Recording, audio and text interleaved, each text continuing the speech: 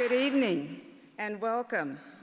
Welcome on behalf of the NEH and our National Council on the Humanities to this 43rd Annual Jefferson Lecture. NEH would like to thank History, which is part of the Arts and Entertainment Network, and A&E's Senior Vice President, Dr. Libby Haight O'Connell, for its extraordinary support for tonight's event. Thanks also, Knight Foundation, United Airlines, the National Trust for the Humanities, and the President's Committee on the Arts and the Humanities, and our deepest thanks to all of the individuals who contributed so generously to this year's Jefferson Lecture. Tonight's lecture, The Intersection of the Humanities and the Sciences, is part of NEH's long tradition of facilitating intersections between distinguished scholarship and public audiences, which is also our commitment in the grants that we fund. An acclaimed journalist and president and CEO of the Aspen Institute, Walter Isaacson is one of the preeminent biographers of our time. A native of New Orleans, he was educated at Harvard College and continued his studies as a Rhodes Scholar at Oxford University. He became a practicing journalist and soon joined Time magazine, where he served as political correspondent, national editor, and editor of New Media before becoming editor in 1996. 5 years later, he became chairman and CEO of CNN.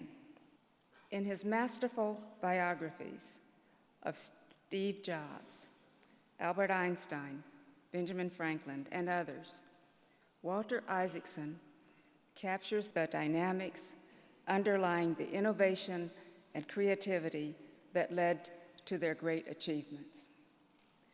In choosing to speak with us about the humanities and the sciences, he is in fact joining a conversation that has engaged a number of his predecessor Jefferson lecturers, including Lionel Trilling, our very first Jefferson lecturer in 1972, literary scholar Cleanth Brooks, who spoke on literature in a technological age, and Gerald Houghton, professor of physics at Harvard University, whose lecture was titled, "Where is Science Taking Us?"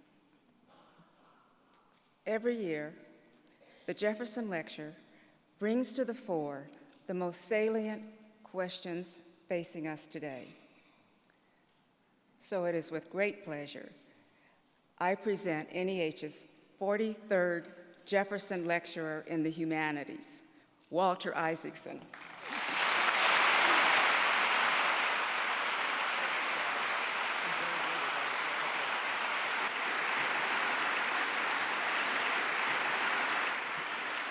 Thank you. Thank you very much, Dr. Watson, and thank you, my fellow humanists, for being here. I'm deeply humbled to be here today. I know that's something everybody says on such occasions, but in this case, it has the added virtue of being true. There's nobody on the list of Jefferson lecturers, starting with Lionel Trilling, hasn't been an intellectual or artistic hero of mine. And I really cannot fathom how I got to be part of this procession. But that makes me feel all the more humbled, so thank you. It's particularly meaningful for me to be here giving the Jefferson Lecture on the 25th anniversary of Walker Percy giving this lecture. I took the train down from New York to hear Dr. Percy on that occasion, looking out of the window of the train and thinking of his wonderful essay about the malaise, the man on the train.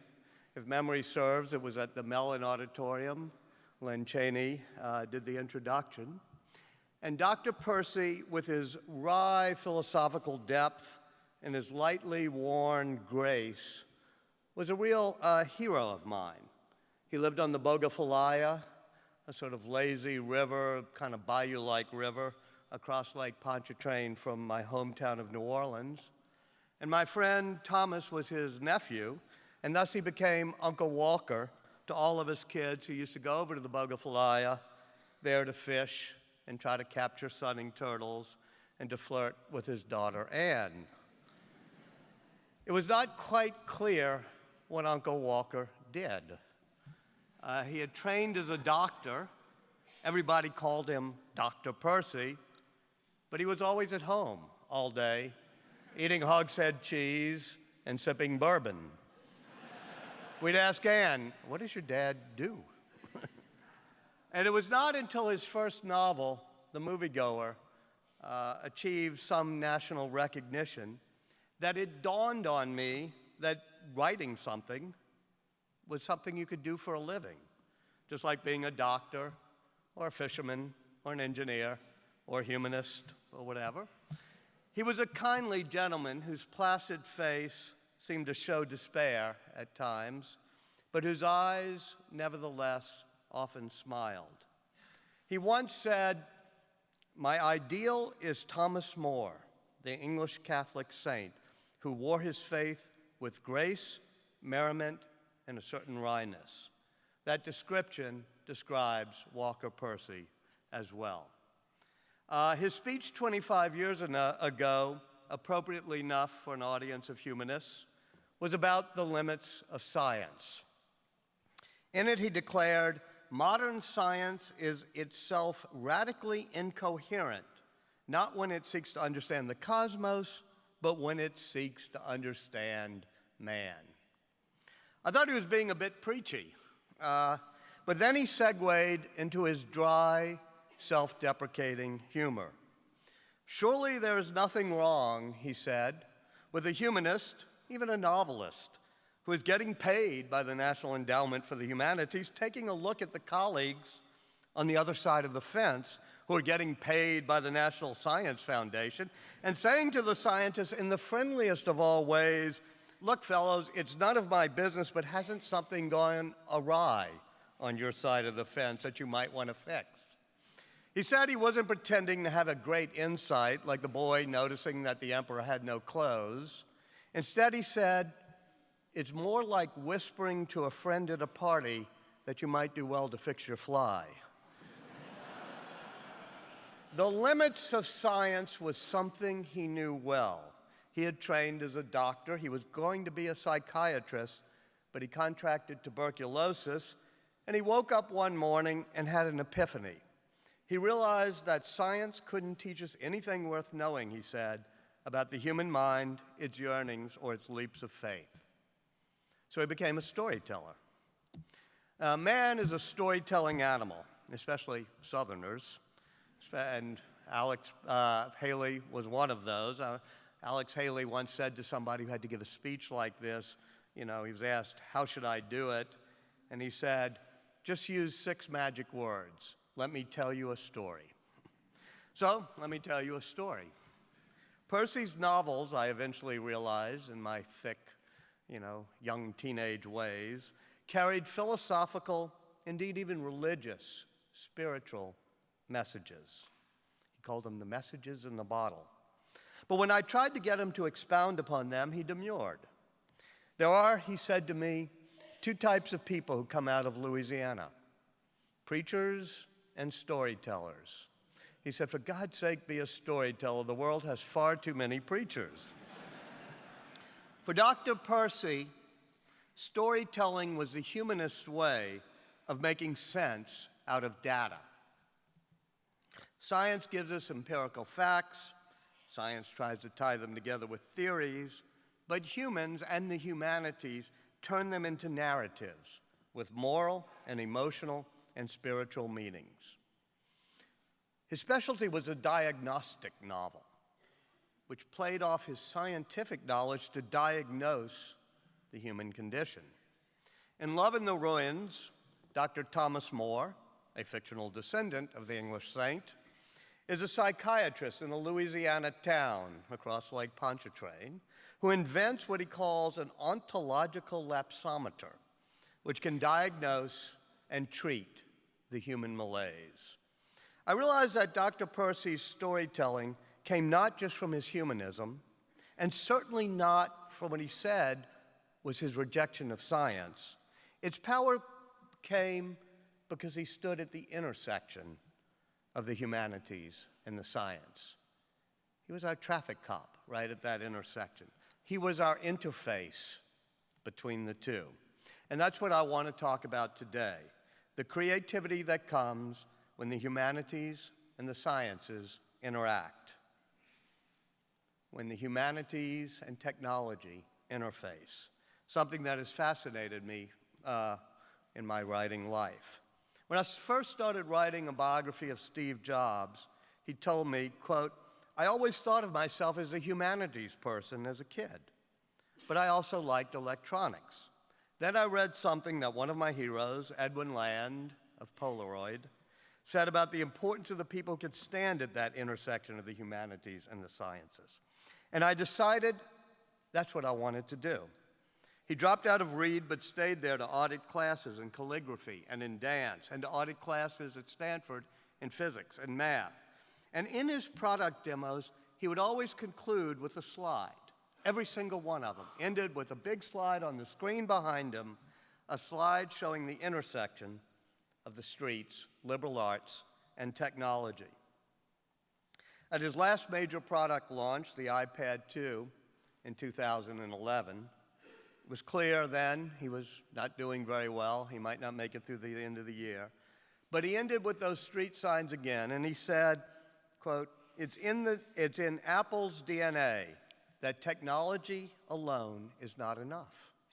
It's technology married with the liberal arts. It's technology married with the humanities that yields us the result that makes our heart sing.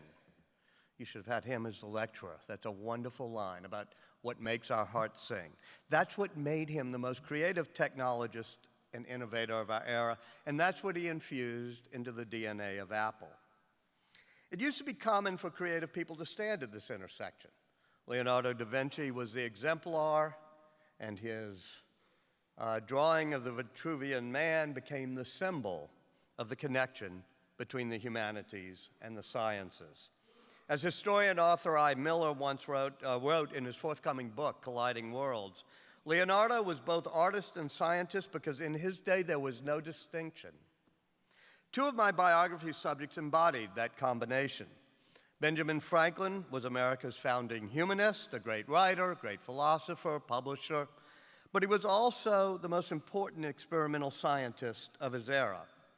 And his creativity came from joining and connecting these two realms. We sometimes think of him as being a doddering old dude flying a kite in the rain. He was actually much younger when he did that experiment.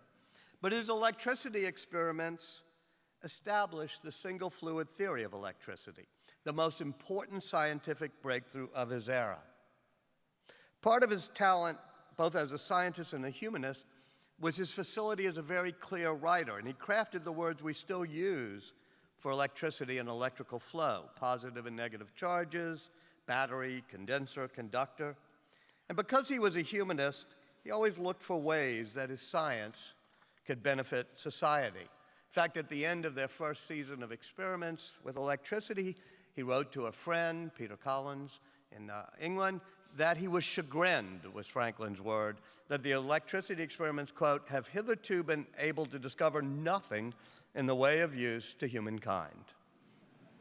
He actually did come up with a use right then, in that first season. They were preparing the feast for the end of the season, the November feast that we now call Thanksgiving. He said, he wrote to Collinson, a turkey is to be killed for our dinners by electrical shock and roasted by an electrical jack before a fire kindled by the electrified bottle.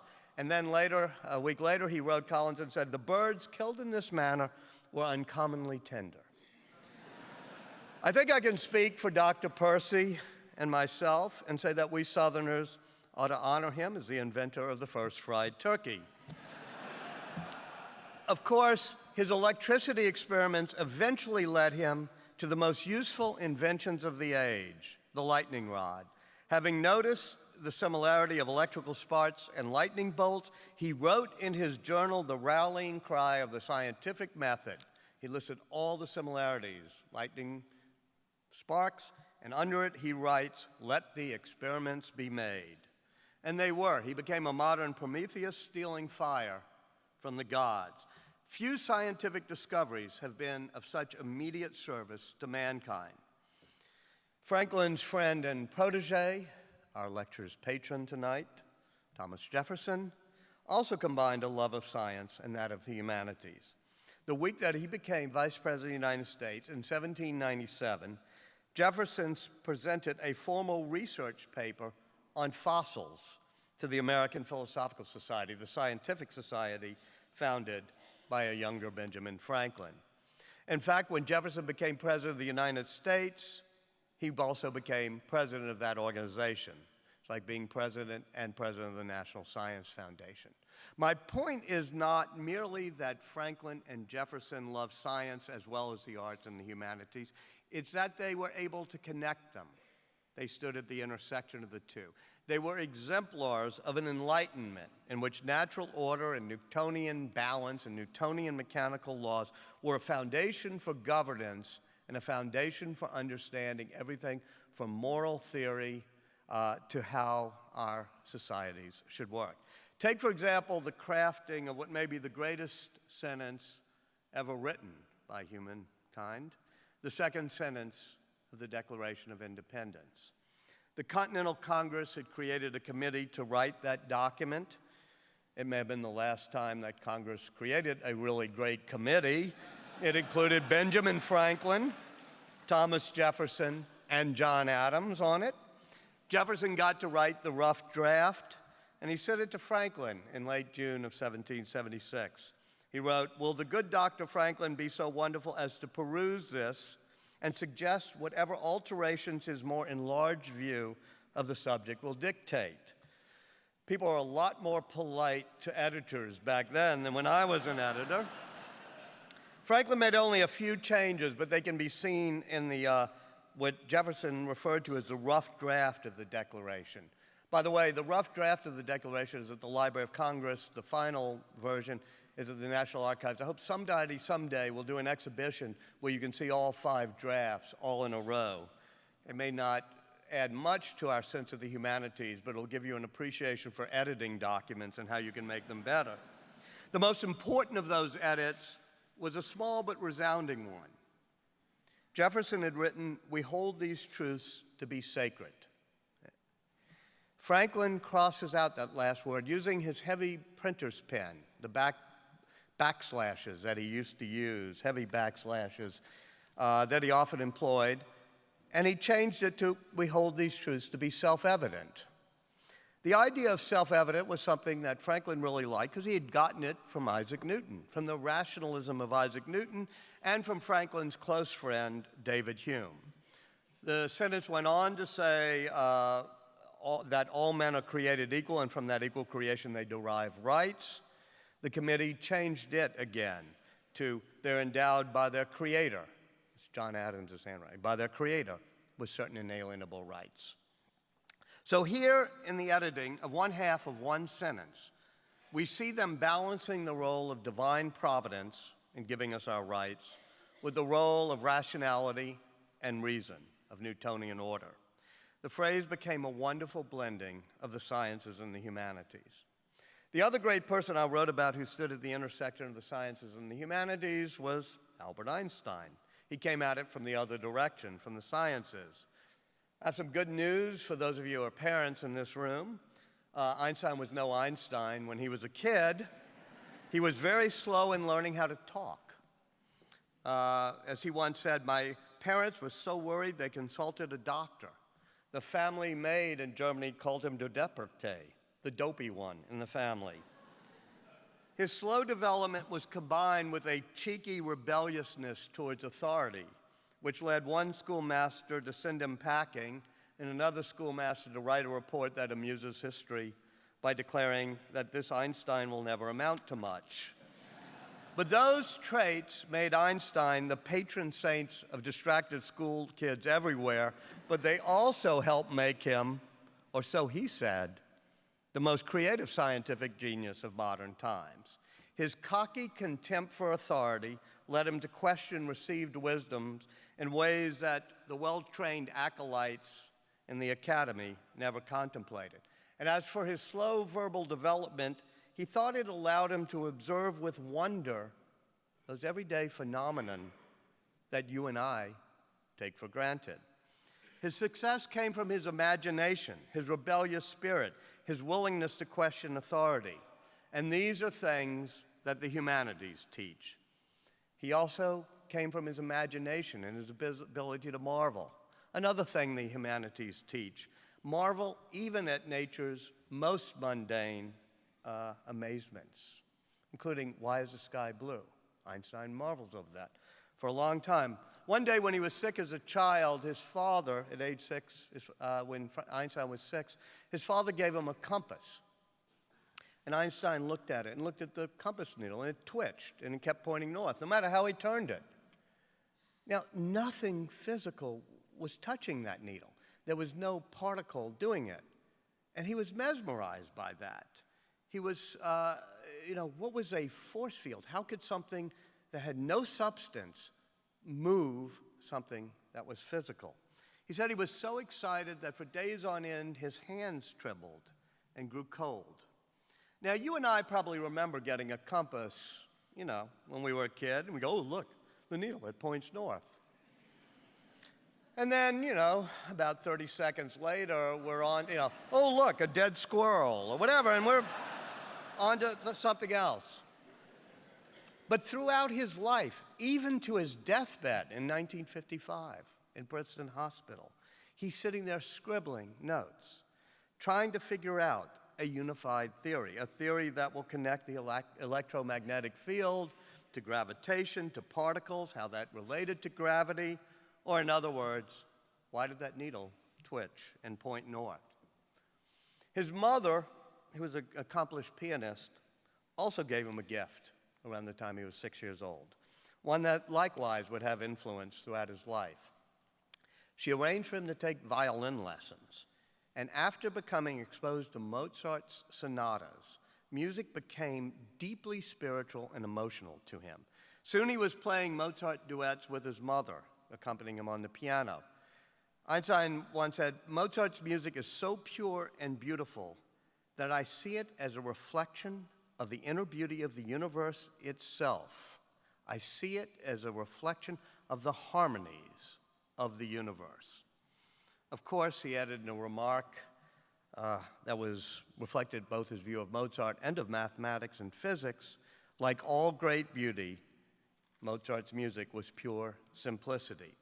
So music was no diversion. It was no sort of ornament or art that he put on the side. On the contrary, it helped him think. His son once said, whenever he felt he had come to the end of the road to face a difficult challenge in his work, he would take refuge in his music, pull out his violin, and play until it solved all of his problems. Another friend said he would play his violin in the kitchen late at night, improvising melodies as he was stumped by complicated problems, and then suddenly put the violin down in the middle of a playing and announce, I've got it. As if by inspiration, the answer to his problem came from hearing the harmonies of the universe. He had an artist's visual imagination. He could visualize how equations were reflected in physical realities. As he once declared, imagination is more important than knowledge. At age 16, he was still puzzling over why that compass needle twitched and pointed north. He was studying James Clerk Maxwell's equations that describe an electromagnetic wave. And if you look at Maxwell's equations, or if you're Einstein and you look at Maxwell's equations, you notice that they decree that an electromagnetic wave, such as a light wave, always travels at the same speed relative to you, no matter how fast you're moving. No matter if you're moving really, really fast towards the source of the light or really, really fast away from the light will always go by you at the constant speed of light, 186,000 miles per second or so. And Einstein did a thought experiment. Imagine, he wrote, a person could run after a light wave with the same speed as light. Wouldn't the wave seem stationary relative to him? But Maxwell's equations don't allow for that. He recalled that this disjuncture caused him such anxiety that his palms would sweat. I remember what was causing my palms to sweat at age 16 when I was growing up in New Orleans. It was not Maxwell's equations. But that's why he's Einstein and I'm not. He was not, though, an academic superstar. In fact, he was rejected by the second best college in Zurich, the Zurich Polytech. When I was researching the book, I tried to track down, figure out who was the admissions director of the Zurich Polytech. Anyway, he did finally get in, but he graduated. He couldn't get a post as a teacher. He couldn't get a job as a teaching assistant. He couldn't get his doctoral dissertation. After 3 tries, they all got rejected. Nobody could figure out what he was talking about. So he took a job as a third-class examiner in the Swiss Patent Office. And among the patent applications Einstein was examining were devices to synchronize clocks, because the Swiss had just gone on standard time zones. And if you know any Swiss people, they tend to be really Swiss. They deeply care that if it strikes 7 in Bern, it will strike 7 at that exact same instant in Basel or Geneva. And the only way to do that, the only way to synchronize distant clocks, is to send a signal between the 2 clocks, and the signal travels at the speed of light, whether it's electrical, radio, light signal, and you got a patent examiner sitting there on the stool saying, well, what if I caught up with the light wave? What if I rode alongside of it? And his imaginative leap that he does as a thought experiment while sitting on the stool at his desk in the patent office, no lab, no university around him, whatever, was that somebody traveling really, really fast towards one of the clocks would see the timing of the signal's arrival from the clock slightly differently than somebody traveling really, really fast towards the other clock. Clocks that look synchronized to one person would not look synchronized to somebody in a different state of motion. And from that, he made an imaginative leap. The speed of light is always constant, he said, but time is relative, depending on your state of motion. Einstein's leap was a triumph not of pure science or deduction or induction. It was a triumph of imagination. It came from questioning the accepted wisdom and challenging authority.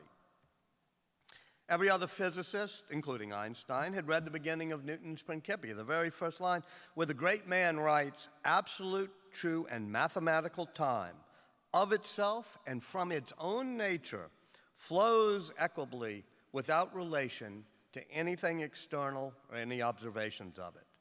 Einstein had read that too, but unlike every other physicist of the time, he had asked, how do we know that? How would we test that proposition? Why would we think that's true? So when we emphasize the need to teach our kids science and math, we should not neglect to encourage them also to be imaginative, to be creative, to have an intuitive feel for both beauty and for questioning received wisdom. To, as Steve Jobs would say, perhaps to the chagrin of his grammar teacher, to think different. And that's the role of the humanities. Einstein had one bad effect on the connection between the humanities and the sciences. His theory of relativity, combined with the quantum theory that he also pioneered, made science seem intimidating and complex beyond the comprehension of ordinary folks, even well-educated humanists. For nearly 3 centuries, the mechanical universe of Newton, based on absolute certainties, laws of motion, that had formed the psychological foundation of the Enlightenment, with a belief in causes and effects, order, even duty. Newton's mechanics, Newton's laws of motion, were something everybody, Jefferson, Franklin, could understand. But Einstein conjured up a view of the universe in which space and time were both dependent on frames of reference.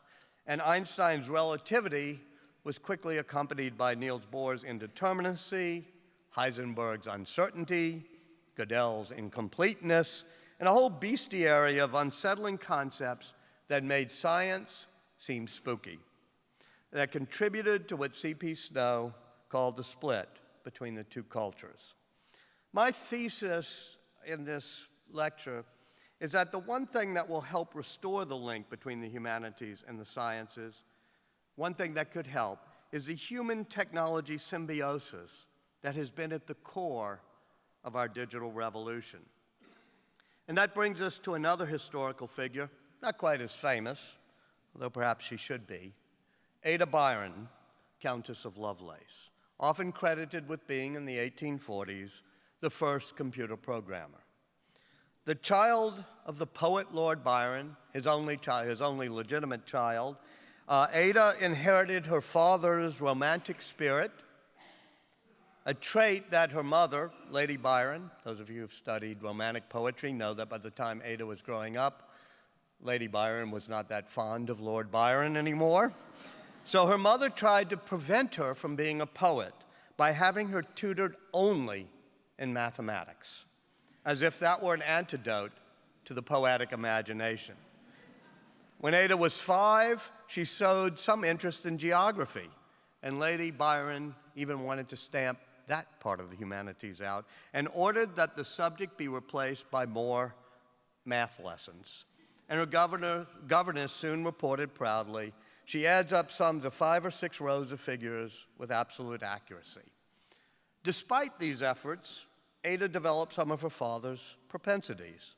As a very young teenager, she had an affair with one of her tutors, and when they were caught, the tutor was banished from the house, and Ada decided to run away from home to be with him. She was a romantic as well as a rationalist. She liked poetry as well as math. And the resulting combination produced in Ada a love for which she called, over and over again, she had this wonderful phrase for it, poetical science, a science that links the rebelliousness of imagination with an enchantment for numbers. For many people, including her father, Lord Byron, the poetic sensibilities of the Romantic era clashed with the love of technology and that characterized the Industrial Revolution, which is going on at around the same time. Lord Byron was a Luddite, seriously and literally. In his maiden and only speech in front of the House of Lords, he defended the followers of Ned Ludd, who were rampaging against the mechanical weaving machines that were putting artisans out of work. But his daughter, Ada, loved those machines and loved how punch cards instructed those looms to weave beautiful patterns. And she envisioned how this wonderful combination of art and technology could someday be manifest in any type of machine, to give it instructions to make it weave, as she put it, patterns as beautiful as those that come from Jacquard's loom. Ada's great strength was her ability to appreciate the beauty of mathematics, something that eludes many people, including those who fancy themselves intellectual, and to believe that math could be a lovely language that describes the harmonies of the universe, like a good Lord's brushstroke for something beautiful in the harmonies of the universe. She became friends with Charles Babbage, a British gentleman inventor who had dreamed up a calculating machine called the analytical engine. And to give it instructions, he adopted those punch cards that were being used by the looms. Ada's love of both poetry and math primed her to see beauty in such a machine, and she wrote the notes and an essay for it that became enormously influential and famous. She wrote a set of notes that showed how that machine could be programmed to do a variety of tasks. One example, in which he did all the tables, was how the punch cards could instructed to generate Bernoulli numbers. Now, I've explained special relativity, so I'm not going to take on the task of explaining what a Bernoulli series of numbers is, except to say that they're an extremely complex series of numbers, play a role in number theory, and Ada wrote the charts, step-by-step programming, coding, complete with subroutines, things that any coder would be admiring of today, to generate numbers, and that's what earned her the title of the first programmer. In her notes, Ada Lovelace propounded 2 concepts of historic significance. The first was that a programmable machine, like the analytical engine, could do things more than just math. Such machines could process not only numbers, but anything that could be notated in symbols. In other words, music, words, pictures, graphics. In short, she envisioned what we call a computer. Her second concept was that no matter how versatile such a machine came, it would never be able to think. As she put it, quote, "The analytical engine has no pretensions whatsoever to originate any thought. It can only do what we know how to order it to perform. It has no power of anticipating analytical relationships or truths." In other words, there would have to be a partnership in which humans would supply the creativity. This was around 1843. Flash forward one century. Alan Turing was the brilliant and tragic English mathematician most of you know about, who helped build the computers that broke the German codes during World War II. He likewise came up with two concepts, both of them related to Ada Lovelace's concepts. The first was a formal description of what he called a universal machine, what we now call a Turing machine, that can perform any logical operation. Turing's other concept addressed Lovelace's contention that machines would never think. He happened to be a fan of the Countess of Lovelace, so he called it Lady Lovelace's Objection in his famous paper. And he said, how would we know that a machine could never think? How would we test that? How could we make sure that machines can't develop their own intelligence? And his answer got named the Turing test, which is simply put that you take a computer and you take a human being and you put them behind a curtain, you put them in a different room, and you send questions in, and if after a while you can't tell the difference between the computer and the person, then you have no logical or operational reason to say the machine is not thinking. That was in 1950, and he predicted that in a few decades, machines that would be built that would pass the Turing test. He was wrong. They haven't come close yet. From Lovelace and Turing, we can define two schools of thought about the relationship between humans and technology. The Turing approach is that the ultimate goal of technology and computing is artificial intelligence, machines that can think on their own, that can learn and do anything a human mind can do, even anything a humanist can do. Write poetry and sonnets is in the Turing test, all of that. The Lovelace approach is that machines will never truly think. They will never truly be creative. They can only do what an algorithm tells them to do, and that humans will always provide the creativity. And the goal of this approach is a partnership between humans and their technology, a symbiosis, she called it, in which each side does what it does best. We humanists should root for the triumph of this human-machine partnership idea because it preserves the importance of the connection between the humanities and the sciences. Indeed, it actually preserves the importance of the humanities in and of itself. But let's start, if we may, by looking at how the pursuit of pure artificial intelligence, machines that can think without us, has actually fared. When Turing wrote his thing in 1950, as I said, he predicted it would happen soon. It didn't happen. Ever since Mary Shelley conceived of the story of Frankenstein's monster during a vacation with Ada's father, Lord Byron, the prospect that a man-made contraption would have its own thoughts and intentions has been rather frightening to us. The Frankenstein motif has become a staple of science fiction writing, such as Stanley Kubrick's 1968 movie 2001: A Space Odyssey, in which Hal, the computer, becomes frighteningly intelligent and intentional. Artificial intelligence enthusiasts have been promising us over and over again, or threatening, that machines like HAL were right on the horizon, would soon be here. That was the promise of a 1956 conference at Dartmouth, organized by the first gurus of artificial intelligence, Marvin Minsky and John McCarthy, where the field of artificial intelligence was launched. And they figured out that within the next 20 years, we would have artificial intelligence. Once again, they were wrong. Decade after decade, new waves of experts have claimed that artificial intelligence is right on the visible horizon, perhaps only 20 years away. And yet, true artificial intelligence has remained a mirage, always about 20 years away. John von Neumann, the breathtakingly brilliant Hungarian-born humanist and scientist who helped devise the architecture of modern computers, began working on the challenge of artificial intelligence shortly before he died in 1957, and he realized that the architecture of computers was fundamentally different than that of the brain. Computers were digital, binary. They dealt in absolute precise units, digital units, whereas the brain is at least partly an analog system, which deals with a continuum of possibilities. In other words, a human brain process includes many signals and pulses and analog waves from different nerves that flow together in our brains and our many, many neurons to produce not just binary yes-no data, but such answers as maybe and probably and geez, I don't know, and the occasional bafflement and all sorts of other nuances. And von Neumann suggested that the future of intelligent computing would require creating a combination of digital and analog methods. So you've seen people try that. In 1958, there was a Cornell professor who created what was called the perceptron that tried to use weighted statistical inputs and mimic the human brain. And when the Navy held a press conference to show it off, the New York Times wrote, "The Navy has revealed the embryo of an electronic computer today that will be able to walk, talk, see, reproduce itself, and be conscious of its own existence.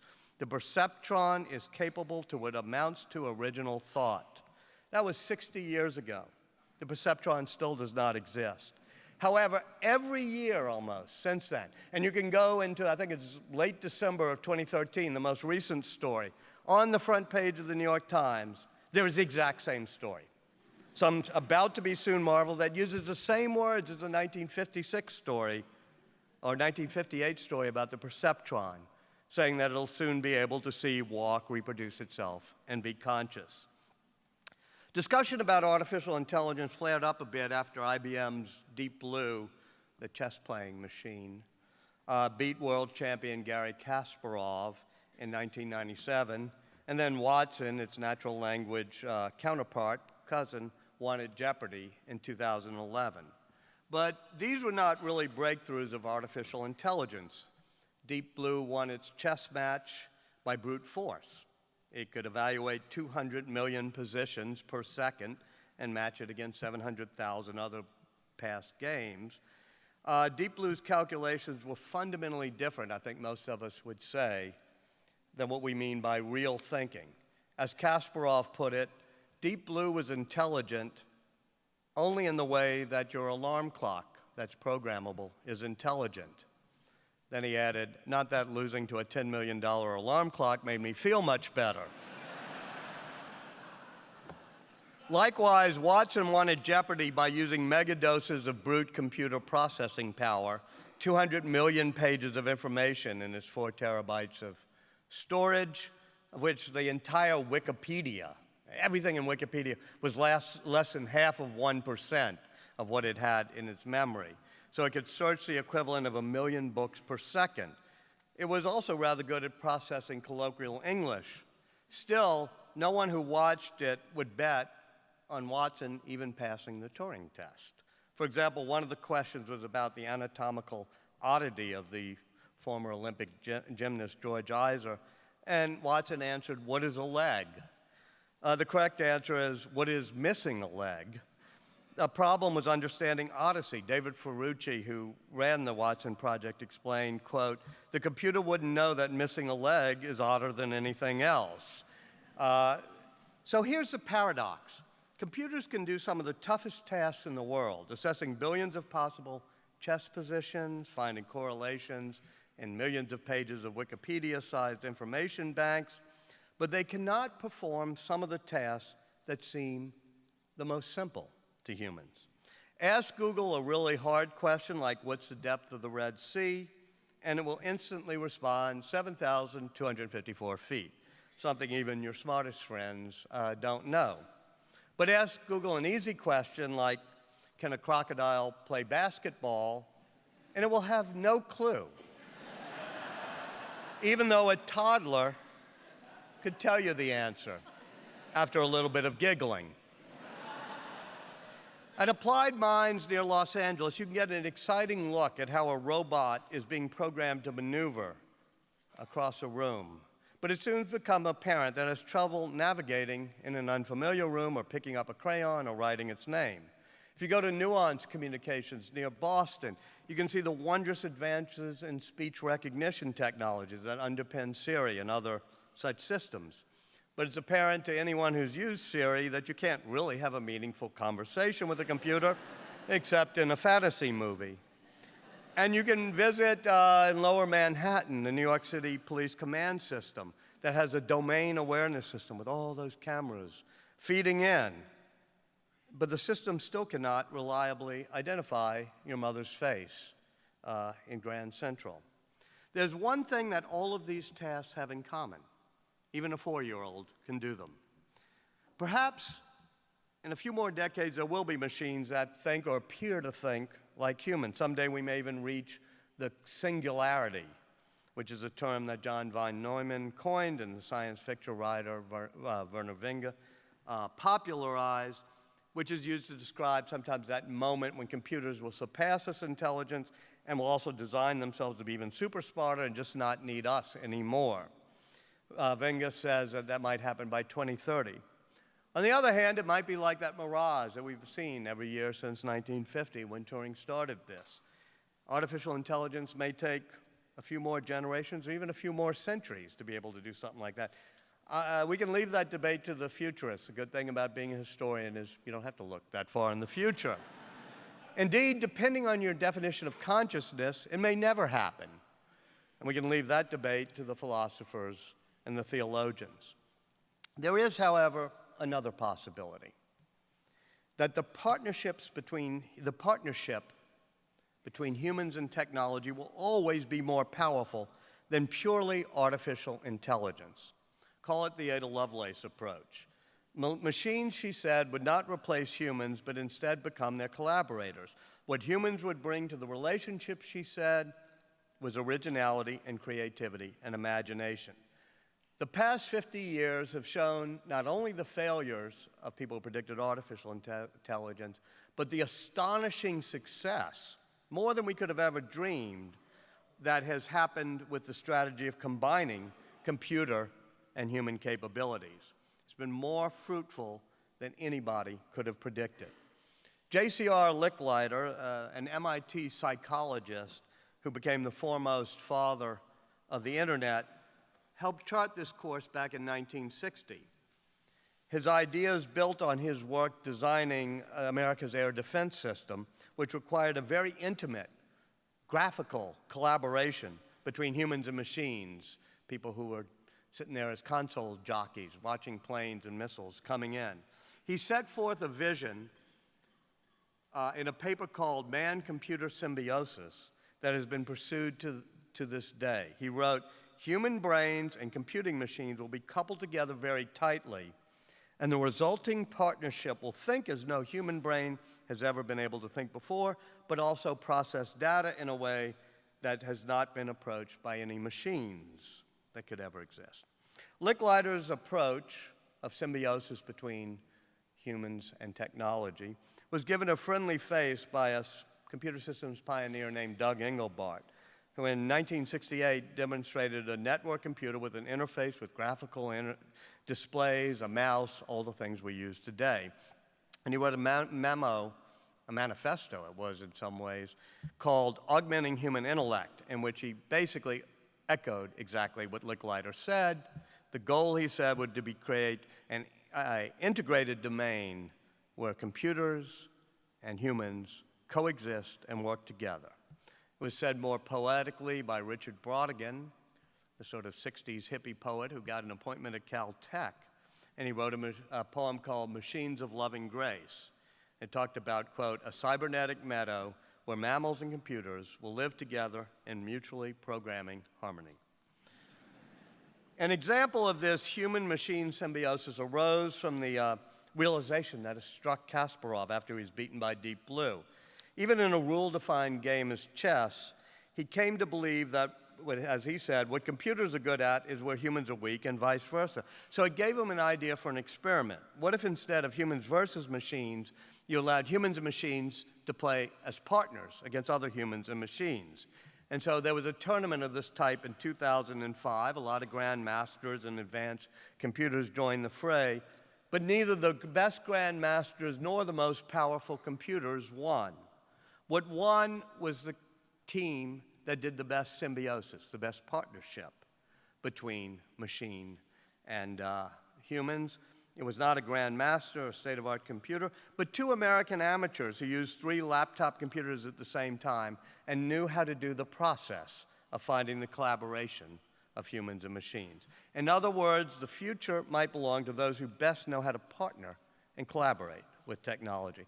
And in a similar way, IBM decided that the best use of Watson, the Jeopardy computer, would be for it to collaborate with humans rather than try to top them.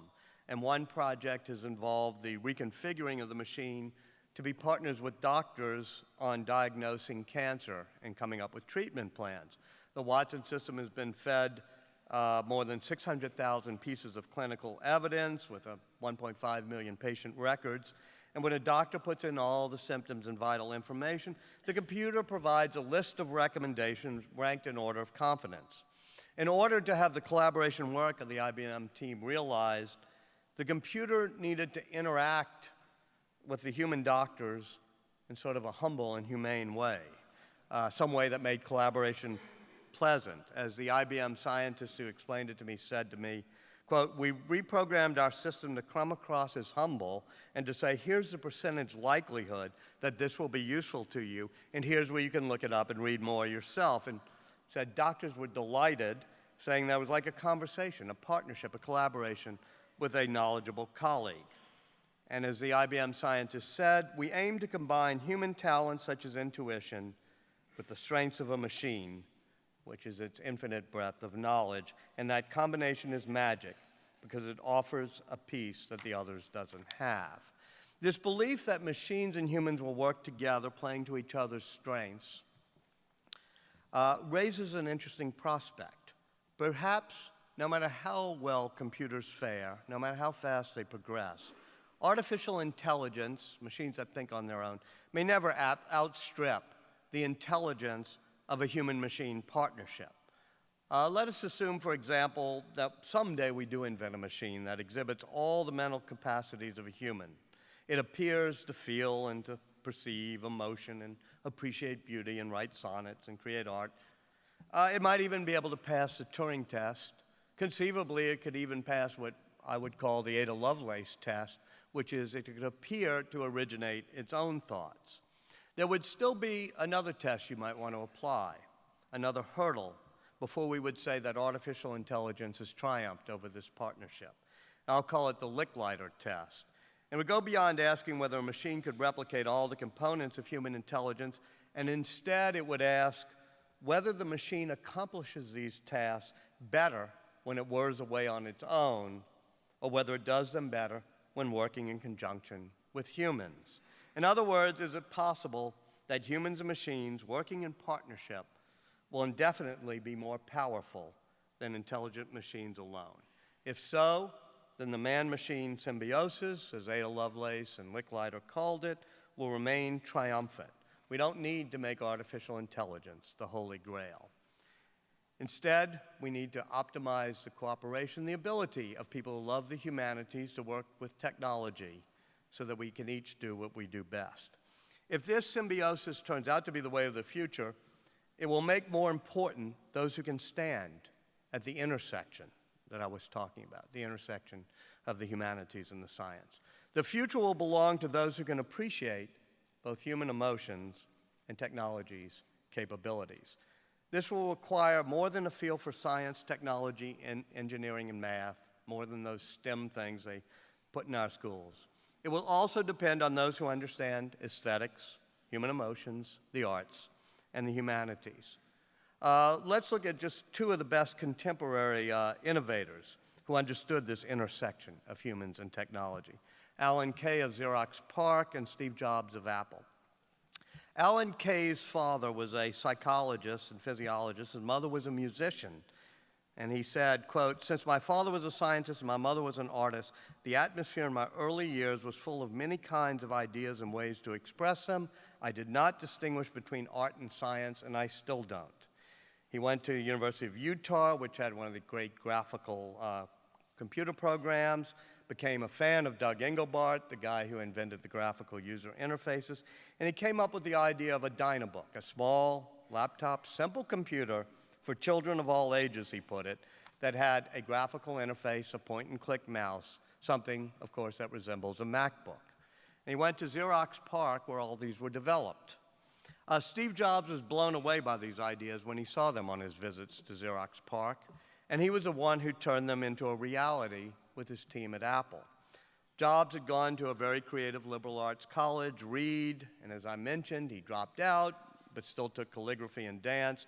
But he combined his love of calligraphy and beautiful lettering with what they had just invented at Xerox PARC, which is bitmapping, the ability of every pixel on the screen to be bitmapped to a part of the microprocessor so you can make each pixel turn on and off a different color. And Steve said that means we don't have to have those ugly letterings. We can have wonderful fonts. We can do calligraphy on our machines. And he built all of that into the Macintosh, and we still enjoy that on every computer. More broadly, Jobs was a genius at understanding how people would relate emotionally to their devices. He understood the emotion, beauty, and simplicity that makes for a great human-machine interface. And he ingrained that passion and that intuition into Apple. Alan Kay and Steve Jobs are refutations of a wonderful editorial I read a few months ago in the Harvard Crimson. It was entitled, "Let Them Eat Code." It poked fun at us in this room, the humanity lovers who decried the emphasis on science education and were wringing their hands about the decline of English majors. The Crimson wrote, quote, "We're not especially sorry to see those English majors go. Increased mechanization necessitates an increased number of engineers and programmers. Humanities apologists should be able to appreciate this. It's true that fewer humanities majors will mean fewer credentialed literary theorists in hermeneutic circles, but the complement, an increased number of students who pursue degrees in science and technology, will mean a greater probability of breakthroughs in research. We refuse to decry a development that has advances in things like medicine and technology and environmental sustainability as its consequence. To those who are upset with this trend, we say, let them eat code." Let me remind the editors of the Crimson that Bill Gates, who focused relentlessly on applied math when he was at Harvard, produced a music player called the Zune. Steve Jobs, who studied dance and calligraphy, produced the iPod. I hasten to say I deeply admire Bill Gates as a brilliant software engineer, a philanthropist, a moral person, and indeed a great humanist in the best sense. But there may have been some tiny truth in Steve Jobs' assertion about Gates, which is he'd be a broader guy if he had dropped acid once or twice or gone off to an ashram in India when he was younger. At the very least, his engineering skills may have benefited if he had taken just a few humanities courses at Harvard. And that leads to the final lesson, one that takes us back to Ada Lovelace. In our symbiosis with machines, we humans have brought one crucial element to the partnership, and that's creativity. And we humans can remain relevant in an era of cognitive computing because we're able to think different, something that an algorithm, almost by definition, can't master. We possess an imagination that, as Ada once said, brings together ideas and conceptions in original and endless varying combinations.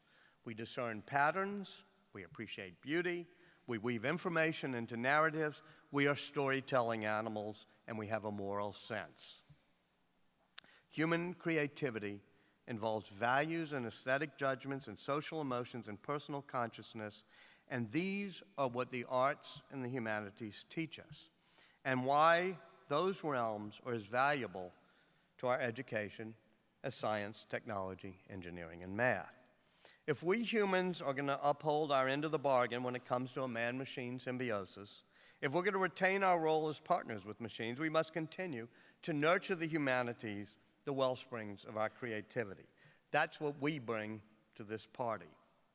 To quote Leon Wieseltier, the literary editor of the New Republic, student at Brandeis, he said, quote, "I've come to regard a commitment to the humanities as nothing less than an act of intellectual defiance, of cultural dissidence. You have the effrontery to choose interpretation over calculation and recognize that calculation that cannot provide an accurate picture or a profound picture or a whole picture of beings such as ourselves. There's no greater bulwark against the twittering acceleration of human consciousness than an encounter with a work of art and the experience of a text or an image." Amen. But enough, but enough singing to the choir here. Allow me to deviate from my storytelling for just a moment to preach that fourth part of the traditional Puritan sermon, the passages that provide the audience with a little bit of discomfort, perhaps even some fire and brimstone about us sinners in the hands of an angry God. People who love the arts and the humanities should also endeavor to appreciate the beauties of math and physics, just like Ada Lovelace did. Otherwise, they will be left as bystanders at the intersection of arts and sciences, where most creativity will occur. They will surrender control of that intersection and of that territory to the engineers. Many people who extol the arts and the humanities, who vigorously applaud the paeans to their importance in our schools, will proclaim without shame, perhaps even joke about, the fact that they don't understand math or physics. They will wax lyrically about learning Latin, but they couldn't tell C++ from BASIC or Python from Java, nor have a clue about how to write an algorithm. They would consider people who don't know Hamlet from Macbeth to be uncultured, yet they might merely admit that they don't know the difference between a gene and a chromosome, or a transistor and a capacitor, or an integral or a differential equation. These things may seem hard, yes, but so too is Hamlet, by the way. And like Hamlet, each of these concepts is actually quite beautiful. Like an elegant mathematical equation, they are brushstrokes and expressions of the glories of the universe. Trust me, our patron, Thomas Jefferson, and his mentor, Benjamin Franklin, would regard as Philistine anybody who felt smug about not understanding math or complacent about not understanding science. Those who thrived in the technological revolution were people in the tradition of Ada Lovelace, who combined poetical imagination of her father, Byron, with the mathematical imagination of her mother, who was a mathematician, and her mentor, Babbage. She became the patron saint of our digital age. The next phase of the revolution will bring, I think, a true fusion of technology with the creative arts, such as media, fashion, music, entertainment, literature, education. Until now, the innovation has involved pouring old wine into new bottles, pouring old wine like books, newspapers, opinion pieces, journals, songs, television shows, movies, into new digital formats. But the interplay between technology and the creative arts will eventually result, I think, or pretty soon result, in completely new forms of expression, new tools for discourse, new formats of media and knowledge and understanding. And this innovation will come from people who are able to link beauty to engineering, who are able to link humanity to technology, able to link poetry to processors. Those who, in Steve Jobs' words, quote, get excited by combining the humanities and technologies. In other words, they will come from the spiritual heirs of Ada Lovelace, creators who can flourish where the arts intersect with the sciences, where the humanities intersect with technology, and who have a rebellious sense of wonder that opens them up to the beauty of them all. Thank you very much.